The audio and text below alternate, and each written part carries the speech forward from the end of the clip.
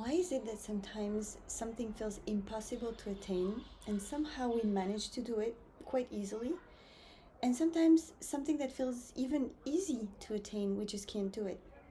In a way, this is what we learn from the Hasidic readings of parashat Shelah Lekha. Shlach means send towards yourself. That's the pshat of the language.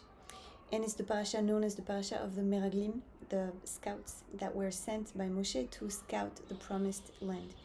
And on the face of it, everything in this parasha looks like they're coming to explore very concretely the gashmiut, the materiality of this land, what it looks like, how is the land, how are the fruit, and so on and so forth. And they become very, very impressed by it. They actually feel that it's too much for them. And so they come back completely discouraged. And the Hasidic readings of it, and especially the one of the Kedouchat Lévi, is saying, this was a test.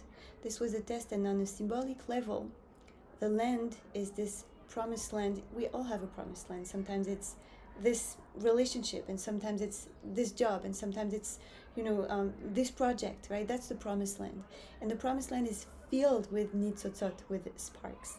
But the only way to conquer it is paradoxically to lehitpashet. Lehitpashet in the Hasidic language, it's to kind of strip away the layers of the ego, of the materiality even within us. And the Kedouchat Lévi takes it from the Targum Onkelos, who says that veshalchuhu, the term, the verb shlach, it's actually the same as lehitpashet, to kind of strip ourselves away from all the layers of materiality. In other terms, it's a way of saying, when we're humble and when we're surrender, and when we don't look at things from the outside, because if we stick to external appearances, we can get really, really intimidated.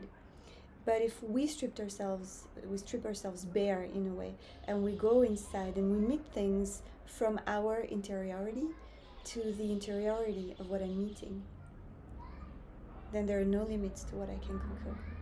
And this is an invitation for you, whatever promised land is waiting for you, whatever promised land you're waiting to conquer and hoping to conquer.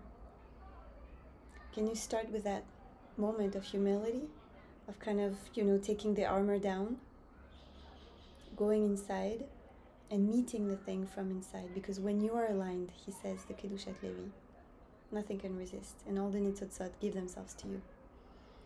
That's an invitation. Enjoy. Shabbat Shalom.